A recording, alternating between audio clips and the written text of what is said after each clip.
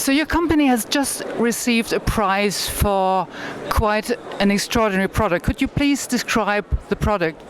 Yes, so the award was for the new Hugo Boss The Scent, which is the new seductive fragrance from Hugo Boss. The innovation was really in the glass area, which we partnered with Heinz on Open Innovation, Heinz Glass. And on that case, we actually created a cage using selective vacuum metallization. It was quite a challenge because the marketing people wanted a real cage to keep the fragrance inside the bottle. It was part of the seductive brief. However, we found that putting a real cage on it was obviously costly. Getting it down production lines wasn't very easy, and making it at volume wasn't easy either. So this selective electroplating process was really the solution. Very difficult. If you look at the bottle, it's a very difficult thing to do because the masking is very complex. And Heinz worked with us and did, I think, a fantastic job of getting that whole cage look, but on something that's affordable and possible, and great for the consumer as well.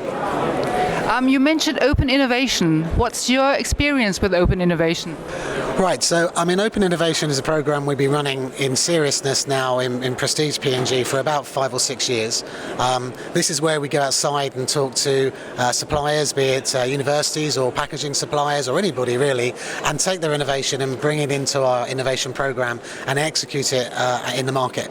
And it's quite exciting because we can take innovation from anywhere really and try to use it, but it is a challenge because you've really got to focus what you request from the industry, as well as put it into context when you take it to the designers. We've got a few good examples that we're about to launch, so look forward to seeing those. But in fact, the Boss one was a great example of working externally, with other people, looking at their talents and their innovation and their skills, and then bringing it in and developing it in partnership. Are there things that can go wrong when you do open innovation? Yes, lots of things. I think the real key with open innovation, there's 3 things I said in my talk today at PCD. One is that you've got to accept that open innovation takes up a lot of time, and you need to put effort in and money as well, and you need rigor.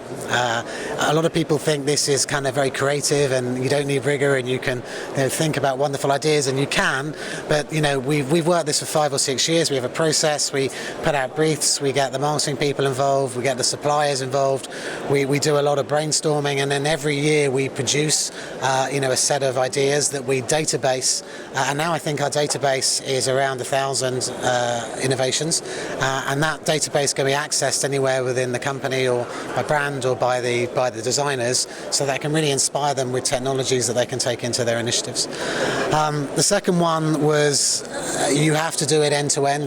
We found the same person has to take it from the creation right to the end. If you try to throw it over the wall, it doesn't work. You get not good enough quality, or you never get an idea out.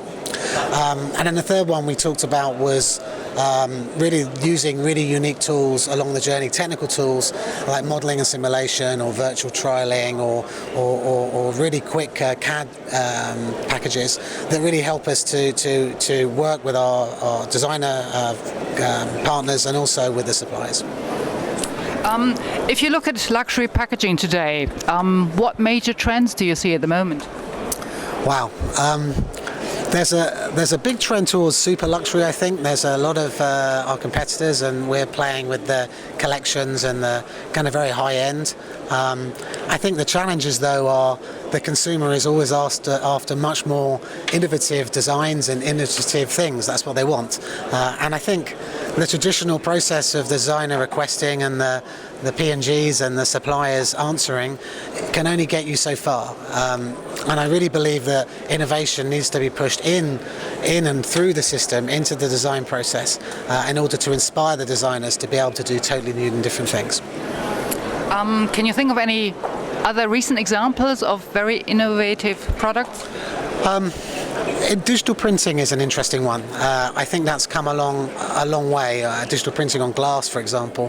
The machines are getting bigger, so companies like P&G are interested because you can do higher volume runs, which is what we need. The quality is getting much better, and also I think people are not just reproducing photographs on packs now, which doesn't look very good. They're actually looking at different patterns and designs and multicolours and stuff. The other thing I love about digital printing, and I think this is a trend trend is the personalization side of it, where with digital printing, every print can be different, and you don't need to change the print mask. It's all part of the software, and I think that's really exciting. Now, if you take a look at sustainability and luxury packaging, do those two go together? Absolutely. I think some brands really push it more than others. We have Stella McCartney in our brand stable, and she's absolutely very strong on everything she does. Has to be very sustainable in all of her business, and she gives us that challenge as well. I personally think, and I think the figures back it up, that the luxury consumer is actually prepared to pay for sustainability. That's good. It's what people are prepared, to invest in. It's almost a luxury in itself, that you can have a sustainable product, and P&G are thoroughly involved in that, and we have a very strong program in that area.